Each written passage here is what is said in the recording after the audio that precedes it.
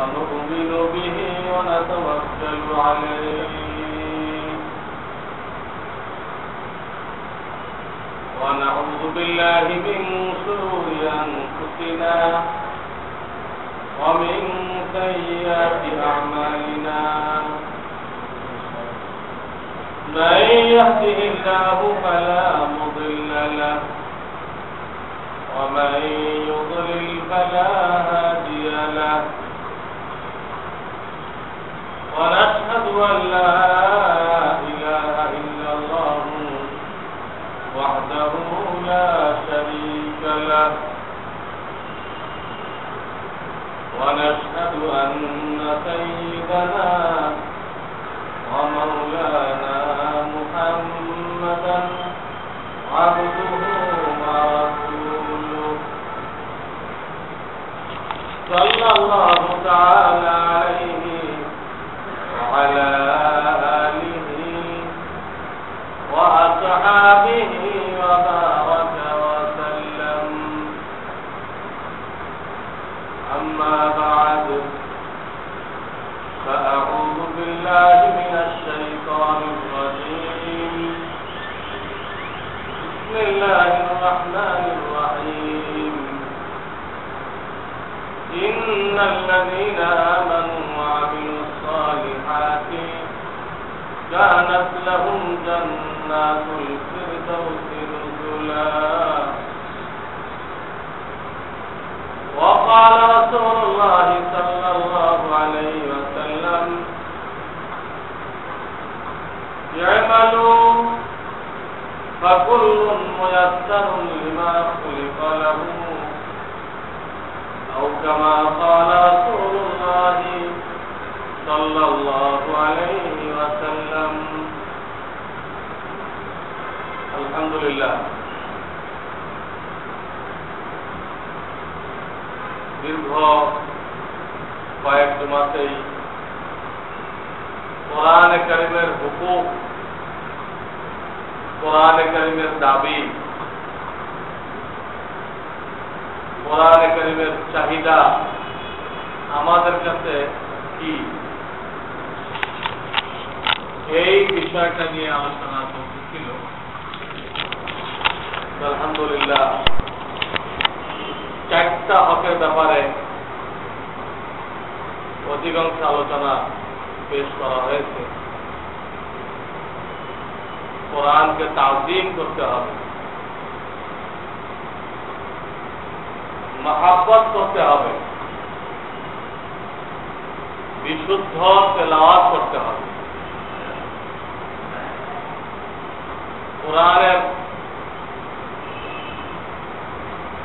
যে আদেশ নিষেধ, হুকুম আহকাম, সেগুলো জানতে হবে, মানতে হবে। জানার কি উপায়, ব্যবস্থা আলহামদুলিল্লাহ বলা হয়েছে। প্রত্যেক মসজিদে যারা ইমাম, খতিব, মুয়াজ্জিন, এদের সকলের দায়িত্বে, যারা ধারাবাহিক মাদ্রাসায় পড়ার সুযোগ লাভ করেন নাই, তাদের মাদ্রাসা এই মসজিদ। সুতরাং এই মসজিদে দরসুল কোরআন হবে, দরসুল হাদিস হবে, দরসুল ফিকহ হবে। এর মাধ্যমে কোরআনে কারিমের আহকামাত, আদেশ নিষেধ তাদের এলেমে চলে আসবে। এরপরে দায়িত্ব থাকে ওই অনুযায়ী আমল করা। এরপরে বয়ান চলতেছিল আমল করতে গেলে কি করতে হবে, এই পথে কি কি সমস্যা আসবে, সেই সমস্যাগুলো উত্তরণের কি ব্যবস্থা আছে, এটাই আলোচনা চলতেছিল। আমি বলেছিলাম কোরআনে কারীম থেকে প্রথম বাধা আসবে নফসে আম্মারা, শয়তান। এই দুই জিনিসের পক্ষ থেকে বাধা আসবে।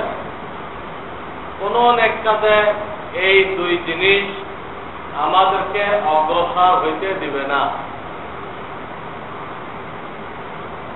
নেক কাজের পরিকল্পনা বানাইলেই তারা ভেটো দিবে, নানান সমস্যা দাঁড় করাইবে যাতে আমরা পিছায় আসি। তাদেরকে বানানো হয়েছে এই কাজের জন্য। আর এইখানেই আল্লাহর আনুগত্যের পরীক্ষা। আল্লাহ তাআলা এরকম নাও বানাইতে পারতেন, কিন্তু তখন আর পরীক্ষাটা হইত না। আমরা যে সত্যিকার অর্থে খোদা প্রেমিক, এই পরীক্ষাটা হইত না। এটা আমি আগেও উদাহরণ পেশ করছি যে আপনার বিড়াল যদি ছেড়ে দেওয়া থাকে আর আপনার ভাত, তরকারি, মাছ, গোশত, দুধ এই বিড়ালে পাহারা দেয়, তাহলে আপনি প্রশংসা করতে পারেন এই বিড়ালটা। খাওয়ার সুযোগ ছিল, খায়নি। আর একটা হলো যে আপনি এই বিড়ালকে বেঁধে রেখেছেন, তখন এর প্রশংসা করা বেকার। প্রশংসা করেন মার্কেটে যে আমার এটা খুব ভালো বিড়াল, কোন খাদ্য দ্রব্যে, মাছ, গোশতে মুখ লাগায় না। মাংস আমরা বলি না, যে কারণে জল বলি না, ওই একই কারণে মাংস বলি না, হিন্দু আনে সব। তো মাছ গোশতে মুখ লাগায় না, প্রশংসা করলে লোকেরা জিজ্ঞেস করবে এটা ছাড়া আছে না বান্ধা আছে, বলেন না মজবুত করে বান্ধা আছে। আপনার এক হাসির খোরাক বেঁধে রাখছে না, প্রশংসা করছে বেকার। ঠিক আল্লাহ রাব্বুল আলামিন ফেরেশতাদেরকে দেখাইতে চান, তোমরা যে মানা করছিলে এরা দুনিয়াতে যে খুন খারাপি করবে, তোমাদের এই কথা সহি না। এদের সব ধরনের স্বাধীনতা থাকা সত্ত্বেও তারা আমার নাফরমানি না করে আমার আনুগত্যের কাজ করছে। এটা আল্লাহ তাআলা ফেরেশতাদের মজলিসে তখন পেশ করতে পারেন যখন আমাদের সামনে বাধা থাকে, আমাদের সামনে গুনার চাহিদা থাকে, গুনার আগ্রহ থাকে, গুনার ভিতরে মজা থাকে। এই সব থাকবে, এরপরও আমরা এগুলোকে উপেক্ষা করে আল্লাহর মহাব্বতে বৈধ কাজগুলো করব, অবৈধ কাজগুলো ছেড়ে দিব। তার মধ্যে যত মজা থাকুক, যত আনন্দ থাকুক, ছেড়ে দিব।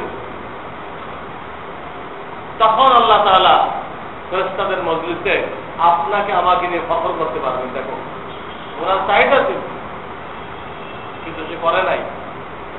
গুনাহ করার ব্যবস্থা ছিল। এই বিশ্বকাপ, বিশ্ব পাপ, ব্যাপক ব্যবস্থা করা হয়েছে। সব পরীক্ষা পিছিয়ে দেওয়া হয়েছে। গভর্নমেন্ট কমিশনারদেরকে দায়িত্ব দিতে, বড় বড় পর্দা লাগাও, চেয়ার বিছাও, কোন মানুষ এর থেকে বঞ্চিত না যায় এর ব্যবস্থা করো। হঠাৎ দেওয়া হয়েছে। শরিয়াতের কোন খরচকেও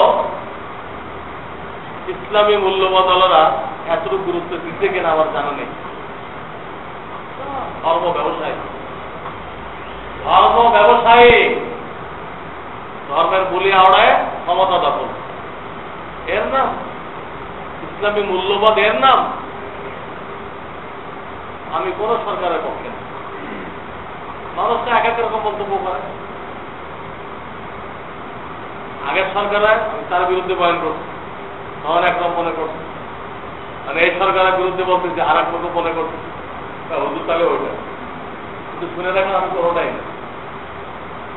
আমার লেখা কিতাবুল ঈমান পড়ে গণতন্ত্রকে কুপুরিতন্ত্র বলেছে। কাজেই এরকম কেউ বুঝলে সে বদগুমানি করে। যারা গণতন্ত্র মানে কোন পার্টির সাথে আমার এক জাররা ভালো কোনো সম্পর্ক নেই। আমি যেটাকে কুফর মনে করি, ইমান বিধ্বংসী মনে করি, কিভাবে তার সাথে আমার সম্পর্ক হতে পারে?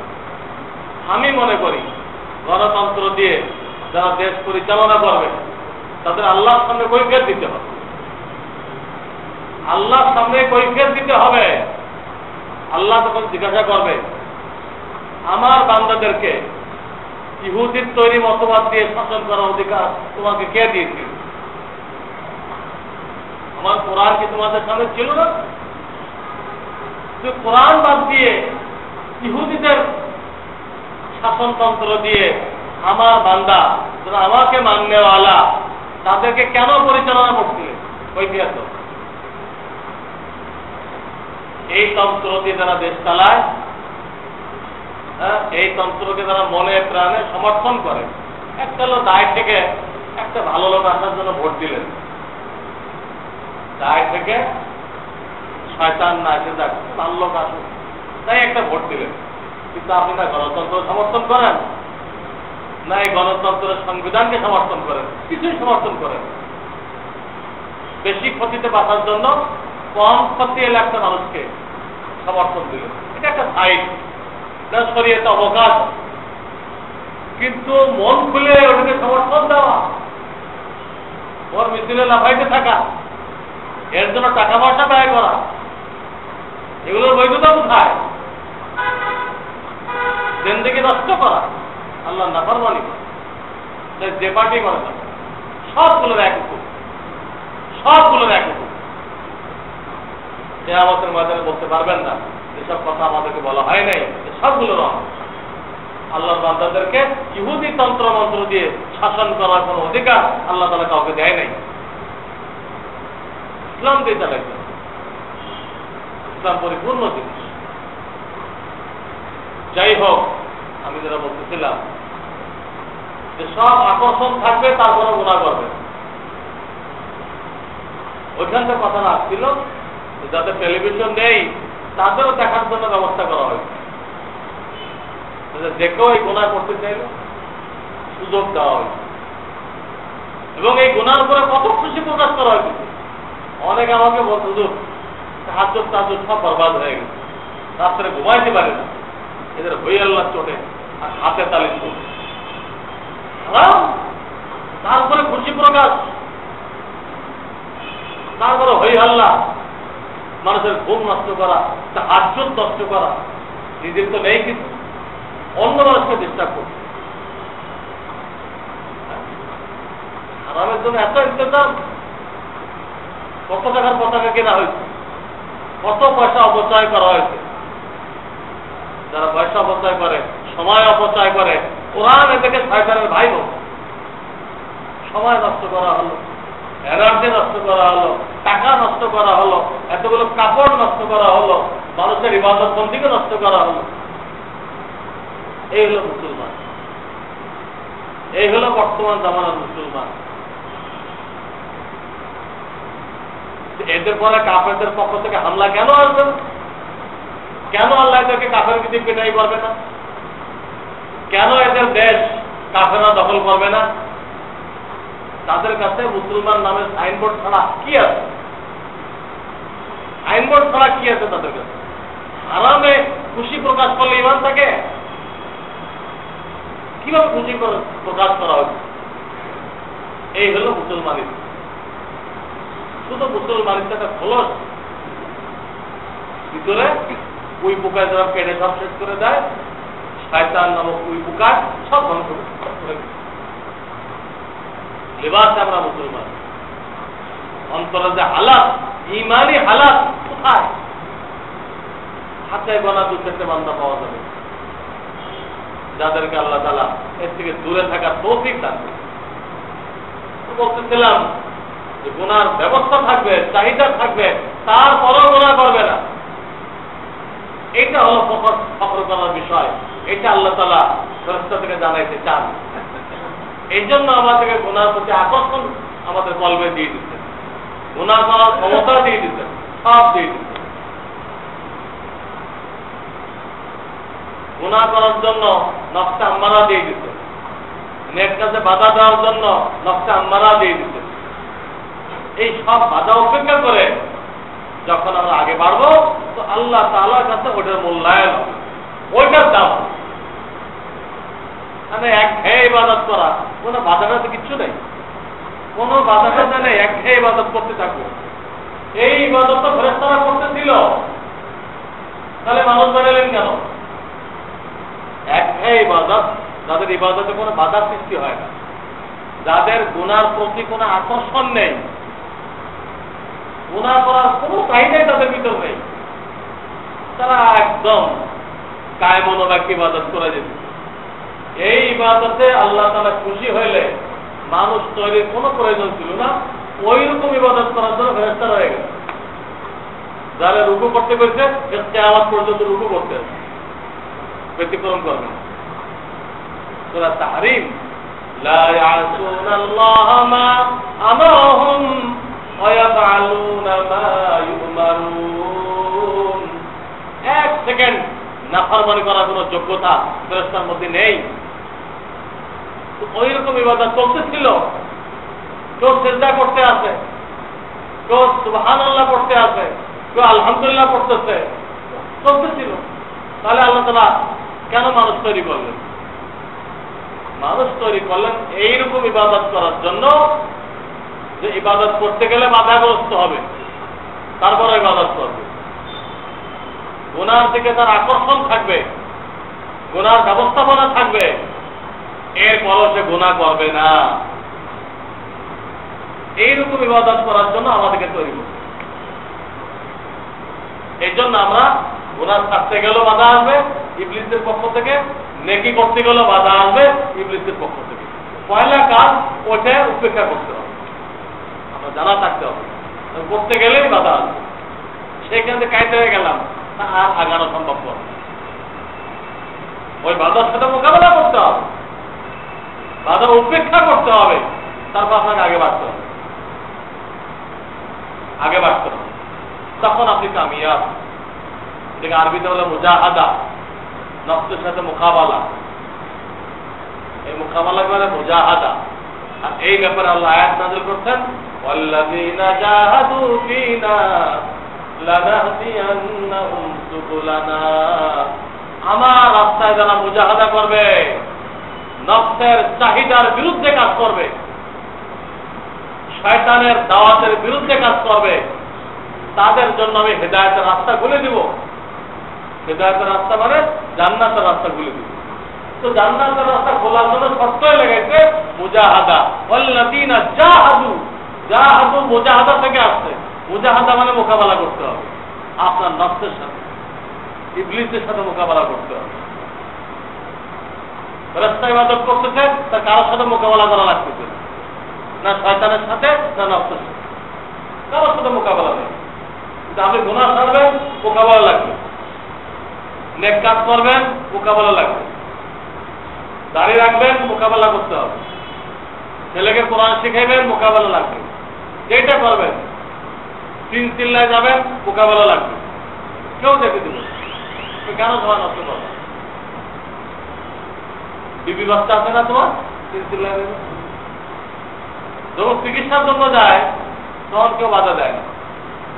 শরীরের চিকিৎসার জন্য গেলে কেউ বাধা দেয় না, কিন্তু রুহের চিকিৎসার জন্য যাবেন আপনি, যার জন্য আপনাকে আমাকে সৃষ্টি করা হয়েছে, তখন আর বাধার কোনো অন্ত নেই। তাদের কাছে শরীরের রোগের চিকিৎসার মূল্য আছে, রুহের চিকিৎসা, রুহ থেকে ইমানই মেহনত করে কুফর শিরককে দূর করে দেওয়া, খালেস ইমান হাসিল করা, এটার জন্য পয়দা করা হয়েছে আপনাকে আমাকে। এইটার কোনো বুঝ নেই, এটার কোনো গুরুত্ব নেই। তাহলে আপনি এই নিয়ত করেন, আপনার পুরা খানদান আপনার বিরুদ্ধে দাঁড়ায়। এটা পরীক্ষা আল্লাহর পক্ষ থেকে। এখন আপনি কি করেন? তাদের কথা বসে যাবেন না এই পরীক্ষা, তাদের কথা উপেক্ষা করে আপনি বেরোয় পড়েন? এটাই পরীক্ষা, এটাই মুজাহাদা। এই মুজাহাদার পরে আল্লাহ তাআলা আপনার জন্য জান্নাতের রাস্তা খুলে দিবে। ঘুমায় ঘুমায় বিরিয়ানি খেয়ে জান্নাত হবে, মুজাহাদা লাগে। আম হাসিবতুম আন তাদখুলুল জান্নাহ ওয়ালাম্মা লাম ইয়ালামিল্লাহু আল্লাযীনা জাহাদু মিনকুম। এক আয়াত আছে, তোমরা কি ধারণা করছো তো সুদা জান্নাতে চলে যাবা আরামসে? অথচ কে কে মুজাহাদা করতো, নফসের সাথে মোকাবেলা করতো, ইবলিসের সাথে মোকাবেলা করতো, এটা এখনো প্রমাণিত হয় নাই। এই অবস্থায় জান্নাতে চলে যাবা, এই ধারণা করতো? কোশ্চেন গেল হবে না, ওই পরীক্ষায় উত্তীর্ণ হইতে হবে, কামিয়াব হইতে হবে, আল্লাহকে দেখাইতে হবে আল্লাহ আমি নফসের গোলাম না, আমি ইবলিসের গোলাম না, আমি তো তোমার গোলাম, আমি ইবলিসের কথা মতো কাজ করবো না, আমি আমার আত্মীয় স্বজনের মতো কথা মতো কাজ করবো না, আমি তোমার কথা মতো কাজ করবো। এই পরীক্ষায় পাস করতে হবে। তাহলে প্রথম বাধা আসবে, আপনাকে গুনাহ থাকতে দিবে না, নেক কাজও করতে দিবে না, নফসের সাথে মোকাবেলা করে আগে বাড়তে হবে। 2 নম্বর বলছিলাম ইচ্ছা শক্তিকে কাজে লাগাইতে হবে। গত 2 জুমাতে আমি ইচ্ছা শক্তি কাজে লাগাইতে হবে এর ব্যাখ্যা করি। যত ভালো কাজ আছে ইচ্ছা শক্তি ব্যয় করে ভালোগুলো করতে হবে, যত আলস্য আসুক, যত কষ্ট হোক করতে হবে, করতে হবে। আর যত মন্দ কাজ আছে আপনার ইচ্ছার ভিতরে কন্ট্রোলে থাকতে হবে। ভালো কাজ করতেও ইচ্ছা শক্তি লাগাইতে হবে, মন্দ কাজ থাকতেও ইচ্ছা শক্তিকে ব্যয় করতে হবে। যে ভালো ইচ্ছার বাইরে ওর পিছনে পড়া দরকার নেই, যে মন্দ ইচ্ছার বাইরে কন্ট্রোলের বাইরে কোথাও পিছনে পড়া দরকার নেই। আস্তে আস্তে আসতে দেন, কিচ্ছু ক্ষতি হবে। আমি আসার আগে এক ছাত্র ফোন করতে আমাকে মিরপুর থেকে, শুধু আমি পড়াশোনা করি, আমার করতে মনে যায়, আমি কি করতে পারি? আমি তাকে বললাম যে আপনি একটা রুটিন বানান, রুটিন বানায় যতই মনে না থাক আপনি রুটিন অনুযায়ী মেহনত করেন, আর নফসকে বলে দেন আমি আমার মনের গোলাম না। কিন্তু মন যে চাইতেছে যে পড়ার দরকার নেই, ঘুমাও, বিশ্বকাপ দেখো, আমি এগুলো মানব। আমি তাকে জিজ্ঞেস করলাম আপনি আল্লাহর গোলাম না আপনার মন চায় না মনের গোলাম? কোনটার গোলাম? আল্লাহর গোলাম। তা মনেরটা মানেন কেন? মনে চায়, এই মনেরটা মানেন কেন? মন তো সবসময় শয়তানিটা চালু। এক আল্লাহ আল্লাহ যারা হয়ে গেছে তাদের কথা ভিন্ন, তাদের নফসে মুতমাইন্না হয়ে গেছে, নফসে আম্মারা নেই। নফসে আম্মারা থেকে উন্নতি করে নফসে লাওয়ামা হয়, নফসে লাওয়ামা থেকে আরো উন্নতি করে নফসে মুতমাইন্না হয়, তখন থেকে আল্লাহ আল্লাহ হয়ে গেছে। তার আর টেলিভিশনে কোনো চাহিদা নেই, শুনলেও তার কাছে ঘৃণা লাগে। আর যে দেখে তোরা এই লোকগুলো সব পাগল, কেন দেখতেছে, কি ফায়দা? তার স্বাস্থ্য ভালো হবে, তার পয়সা বাড়বে, দেশের উন্নতি হবে, কি হবে? গুনাহ ছাড়া কিচ্ছু হবে না। তো বলতেছিলাম মনের গোলামি করা যাবে না। আমি তাকে বললাম মন চাক আর না চাক আপনি করতে থাকেন, মন চাওয়ার দরকারটা কি? লোকে মন চায় না, কিন্তু না চাক আপনি করেন। আপনি করেন মানে ইচ্ছা শক্তিকে ব্যয় করে আপনি কাজ করে যান। মন চাইল না, না চাইতে দেন, মন জাহান নামে যাক। মন চায় না, মনকে জাহান নামে যেতে দেন, আপনি কাজ করেন। ইচ্ছা শক্তিকে ব্যয় করে কাজ করেন। নামাজ পড়তে বলে যায় না, মনে না চাক আপনি নামাজ পড়তে আসেন, কে মানা করে আপনাকে? মনে কি আপনার দরজা বন্ধ করে দিতে? আপনি আসেন তো, তেলাওয়াত করতে বলে যায় না, মনে না চাক আপনি তেলাওয়াত করেন। সব জায়গায় মনের বিরোধিতা করতে হবে। মন তো খান্নাস, অসওয়াসিল খান্নাস। তো এই ব্যাপারে বলা হয়েছে ইচ্ছা শক্তিকে কাজে লাগাইতে হবে। 3 নম্বর যে বিষয়টা, সেটা হলো নিজের ভিতরে আল্লাহর মহাব্বত আর আল্লাহর ভয় সৃষ্টি করতে হবে। মহাব্বত সৃষ্টি হলে সমস্ত নেক কাজগুলো আসান সহজ হয়ে যায়। বিরিয়ানি পোলাও সামনে আসলে যেমন খাওয়ার জন্য আকর্ষণ পয়দা হয়, আল্লাহর মহাব্বত হাসিল হয়ে গেলে ওই তিলাওয়াত, জিকির, নামাজ বিরিয়ানি পোলাও থেকে মজাদার মনে হয়। বিরিয়ানিতে সে ওই স্বাদ পায় না যে স্বাদ নামাজে দাঁড়াইলে পায়, যে স্বাদ তিলাওয়াতের মধ্যে পায়। এক যুদ্ধে এক সাহাবীকে 3 মারতেছে, 3 রক্ত প্রবাহিত হচ্ছে, নামাজ ছাড়ে না, নামাজ পড়ছে, রক্ত গড়ায় আর একজনের গায়ে লাগছে, লাভ উঠছে, রক্ত করতে হবে। তখন দুশ্মনটা পালাই গেছে। তো বুঝে যে তারা নামাজে কি পরিমাণ মজা পাইবে, তীর গায়ে লাগছে যে নামাজ থাকতে রাখেনি, বিরিয়ানির থেকে অনেক মজা পায়। তো আল্লাহর মহাব্বত দ্বারা এই ফায়দা হয়, ইবাদত সহজ হয়। আর আল্লাহর ভয় যখন হাসিল হয় তো গুনাহ ছেড়ে দেওয়া সহজ হয়। আল্লাহর ভয় অন্তরে থাকলে সে কোনো গুনাহ করতে পারবে না।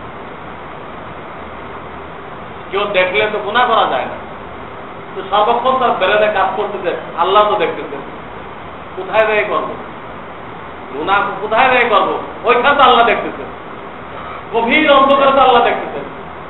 এটা বাচ্চায় দেখলে কেউ অন্যায় করতে পারে না, বাচ্চা যে পাশে থাকে একটা লোক অন্যায় করতে পারে না, সেখানে আহকামুল হাকিমিন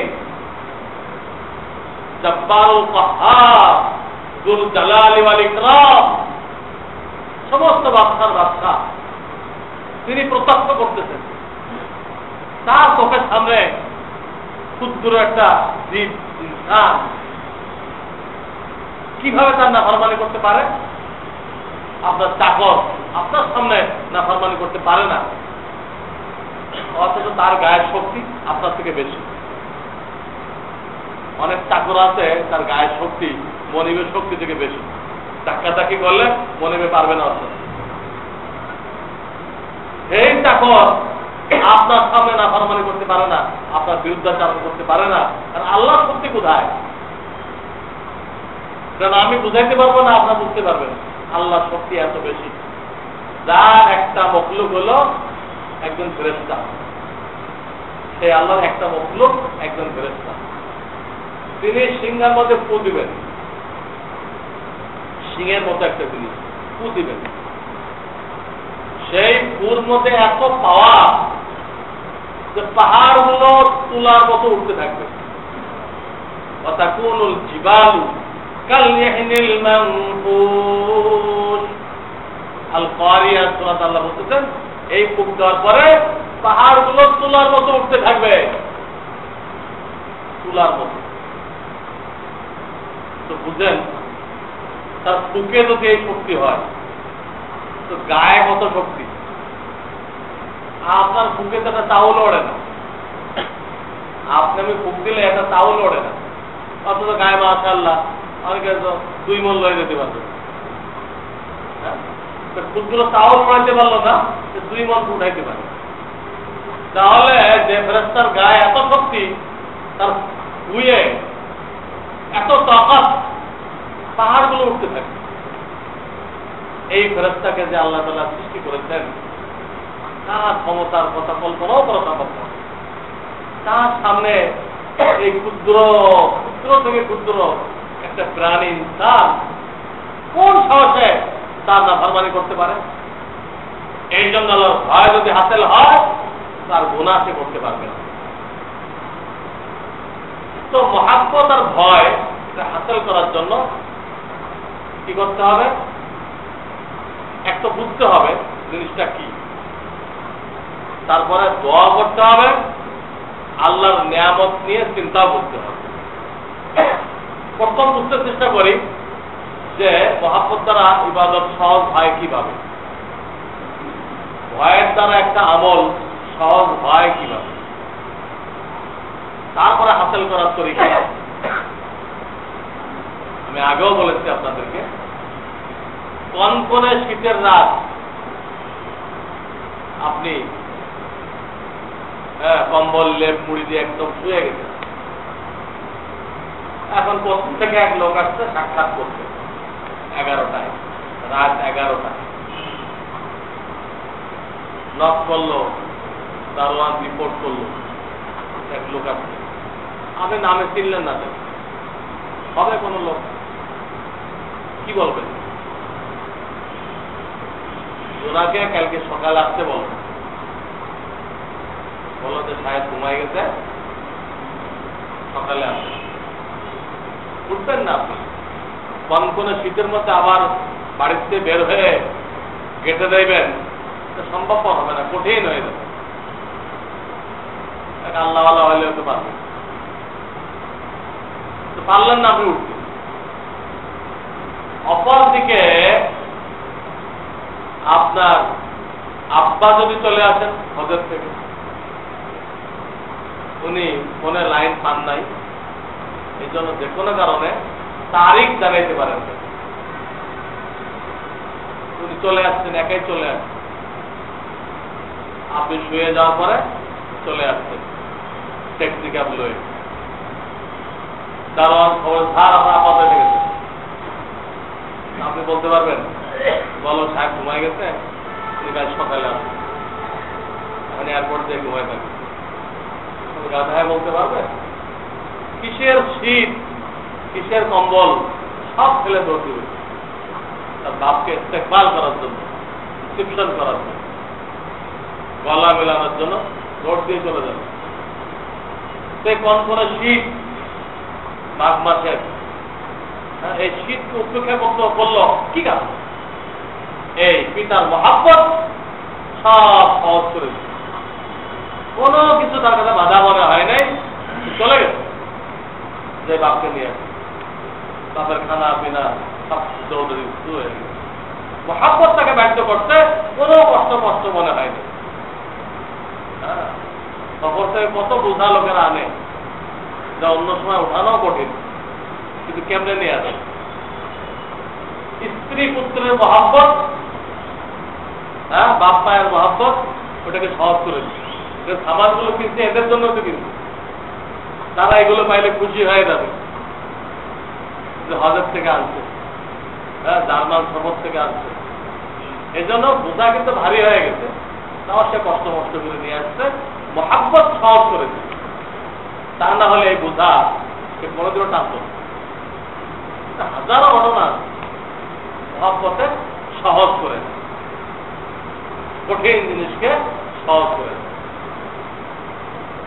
আর এক ঘটনা,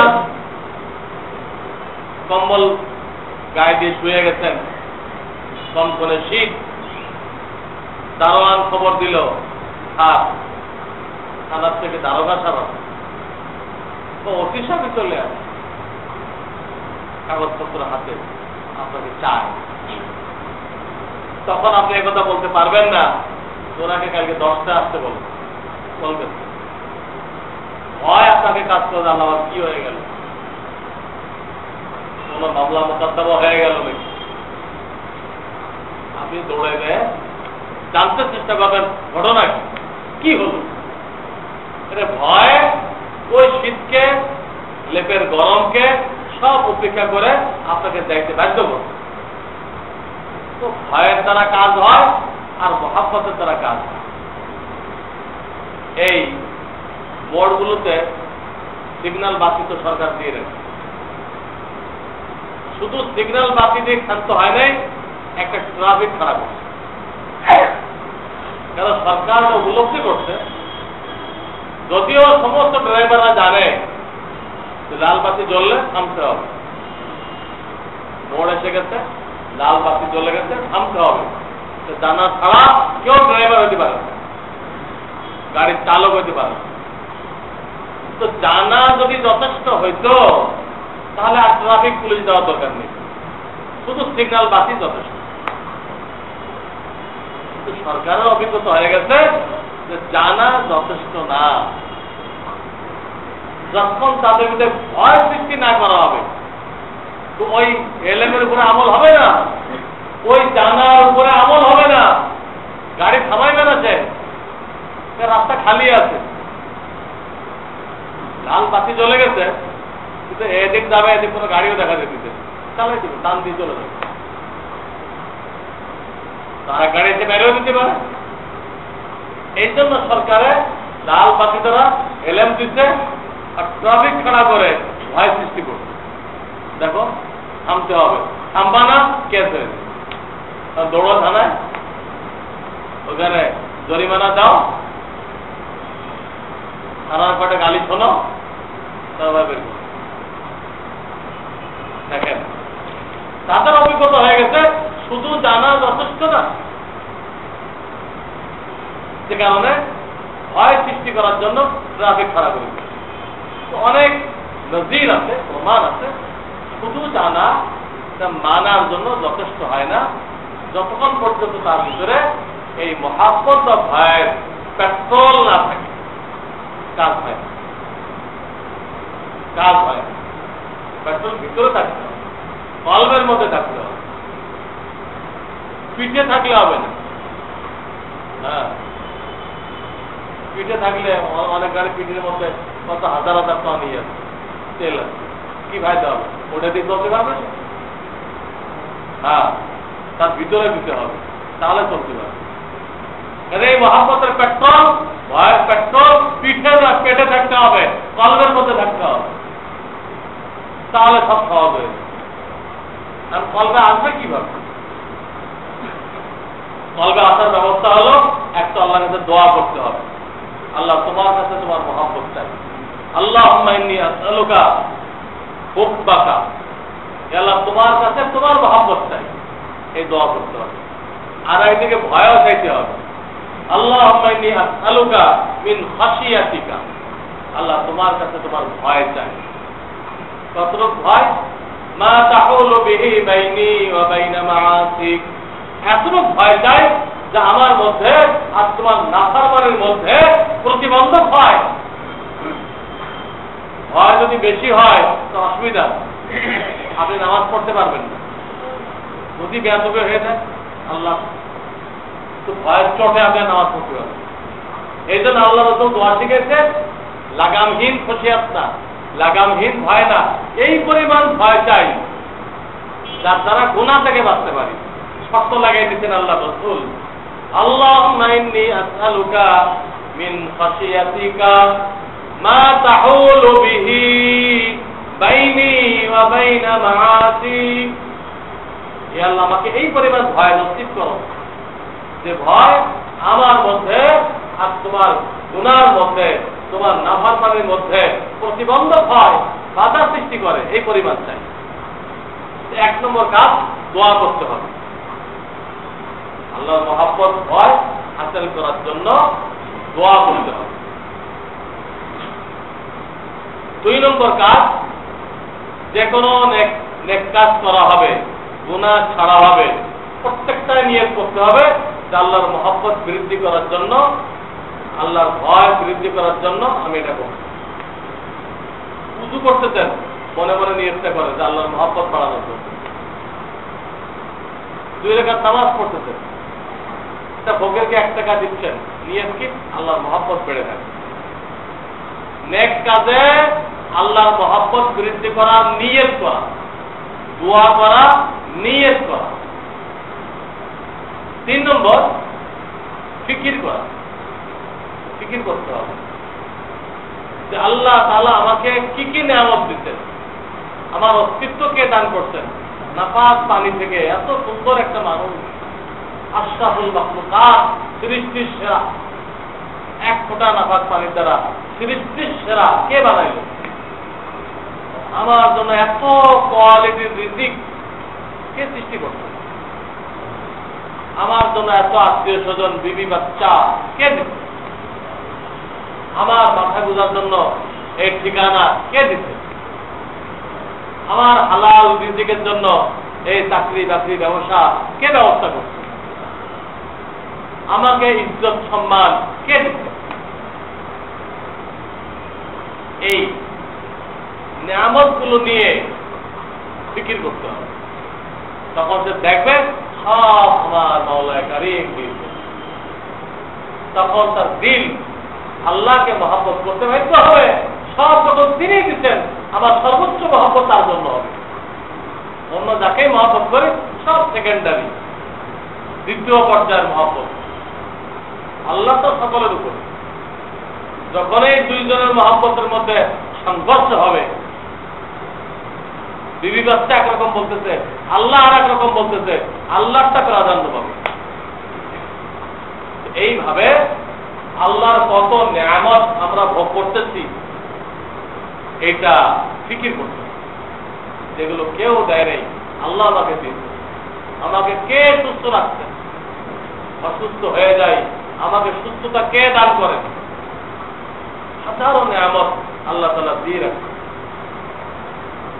এইগুলো ফিকির করলে তার অন্তরে আল্লাহর মহব্বত বাড়বেই।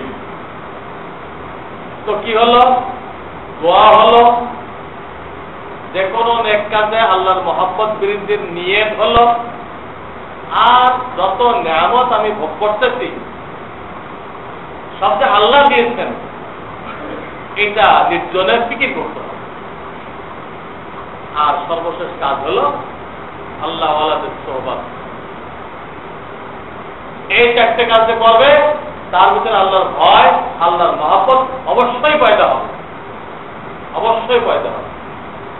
আল্লাহ ওয়ালাদের সোহবত, এটা আল্লাহ তাআলা এই জন্য বাধ্যতামূলক করতেন। আল্লাহ তাআলা আমাদের দিলকে এমন ভাবে সৃষ্টি করেছেন, আমাদের দিল, প্রত্যেকের দিল এমন ভাবে সৃষ্টি করেছেন যে এটা চুম্বকের মতো। আমাদের প্রত্যেকের দিলটা চুম্বকের মতো। যখন কোন হক্কানি আলেম, আল্লাহওয়ালা ব্যক্তির সোহবতে আমরা বসব, তো আল্লাহ তাআলা তার ভিতরে যে ইলম রাখছেন, মারিফাত রাখছেন, আল্লাহর মহব্বত রাখছেন, ওটা ওনাকে মহব্বত করে যারা যারা বসছে সকলের দিল চুম্বকের মতো টানতে থাকে। এইভাবে আপনার আমার কলবকে, অন্তরকে আল্লাহ রাব্বুল আলামিন সৃষ্টি করেছেন। তিনি জানেন যে আমি এইভাবে সৃষ্টি করব। এই জন্য তিনি আরেক আয়াতের মধ্যে যে আল্লাহ ওয়ালাদের সোহবতে বসাকে বাধ্যতামূলক করছেন। কত ঘরে বসে বসে কিতাব রিসার্চ করলে হবে না, সোহবত আছে। তোমার দিল তার দিলের থেকে চুম্বকের মতো টানতে থাকুক। আজকে কিছু টানবে, কালকে কিছু টানবে, পরশু কিছু টানবে, এইরকম টানতে টানতে একদিন তোমার দিল পরিপূর্ণ হয়ে যাবে। আমি আগেও বলেছি যে একটা শিশু প্রত্যেকদিন বাড়তেছে, শুধু ধরা পড়ে না যে আজকে কত বাড়লো। তো আল্লাহ ওয়ালাদের সোহবতে বসলে প্রত্যেক দিন তার দিলের উন্নতি হয়েছে, দিলের মধ্যে আল্লাহর মহব্বত বাড়তেছে, আল্লাহর ভয় বাড়তেছে। এইটা একদিন পূর্ণাঙ্গ রূপ নিবে, পূর্ণতায় পৌঁছবে। তখন তার জন্য অনেক কাজ সহজ হবে, তার জন্য গুনাহ বর্জন করা সহজ হবে। এই জন্য সোহবত, সাহচর্যে আসা তা ফরজ, ফরজ আইন। এবং এর উদাহরণ এরকম, একটা আম যদি তার গোটার সাথে লেগে থাকে, এই আমটা প্রত্যেক দিন তারা কি করবে, উন্নতি করবে, করে বাড়তে বাড়তে একসময় পাকবে, তাকে সে মূল্যবান বস্তু হবে এবং সে আল্লাহ তাআলার জাহিরি নেয়ামতের মধ্যে একটা বড় নেয়ামত হলো দুধ। এই দুধের সাথে মিলবে। যে কোনো পানীয় দ্রব্য খাবেন, এখানে খায়রান শব্দ বাড়াইতে বলা হয়েছে। আল্লাহুম্মা বারিক লানা ফীহি ওয়া জিদনা খায়রাম মিনহু। আল্লাহুম্মা বারিক লানা ফীহি, এই পানীয় বস্তুতে বরকত দাও, আর এর থেকে ভালো জিনিস আমাকে নসিব করো। খায়রান মানে ভালো, এটা বলতে বলা হয়েছে। কিন্তু যখন আপনি দুধ পান করবেন তখন কিন্তু খায়রান বলতে বলা হয়নি, বলা হয়েছে আল্লাহুম্মা বারিক লানা ফীহি ওয়া জিদনা মিনহু। খায়রান নেই, আল্লাহ এই জিনিসকে বরকত দাও এবং এই নিয়ামতকে বাড়ায় দাও। খায়রান নেই, এর থেকে ভালো দাও, এটা নেই এখানে, এই দোয়ার মধ্যে নেই। বোঝা গেল না? সাংঘাতিক নিয়ামত, সাংঘাতিক নিয়ামত। আমটা লেগে থাকার দরুন ওই দুধের সাথে চলে গেছে, মূল্যবান হয়ে গেছে। হ্যাঁ, যে লোকটা লেগে থাকবে সেও দামি মানুষ হয়ে যাবে এবং সে বেড়তে চলে যাবে। আম তো চলে গেছে দুধের সাথে, আর এর চলে যাবে বেশ। আর যে আমটা ঝরে গেল, এর তেমন কোনো দাম নেই, 1 টাকা 2 টাকা দাম। এই দিয়ে কেউ কিনবে, কিনে একে কেউ দুধের সোহবতে নেবে না, একে চাউলের সাথে মিলে ডাল। কোথায় দুধ আর কোথায় ডাল, আসমান জমির পার্থক্য। তার সর্বোচ্চ উন্নতি চাউল করতেছে, একটু উপরে আর উঠতে পারবে কেন? ধরে গেছে। তো কতগুলো মানুষ থাকে একা নামাজ পড়ে, একা নামাজ পড়ে, খানদানি মুসলমান, কিন্তু সোহবত নেই।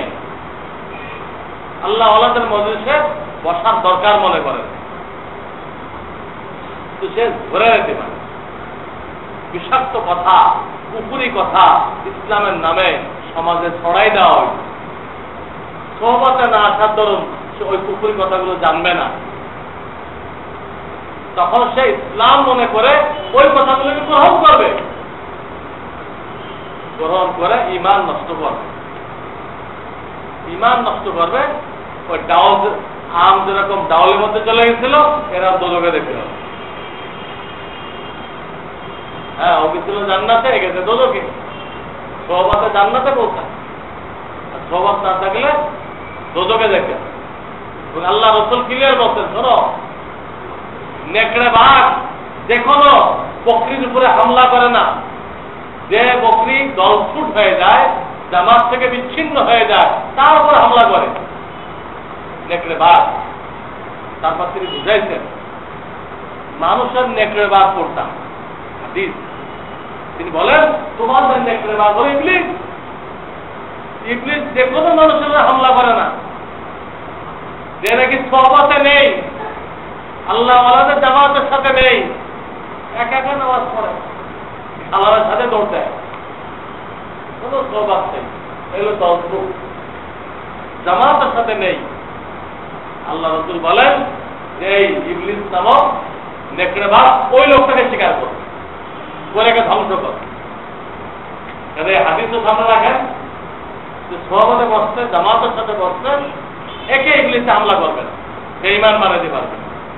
আর যেগুলো ধাপ ধরে না, একাই কামেল মুকাম্মাল, নিজেকে বিরাট বুজুর্গ মনে করে, এই শয়তানের খপ্পরে পড়ে ঈমান নষ্ট করতে পারে। এই হাদিস সামনে রাখেন আর আমের মিসাল সামনে রাখেন, তো আপনার কাছে ক্লিয়ার হবে সোহবত কত জরুরি।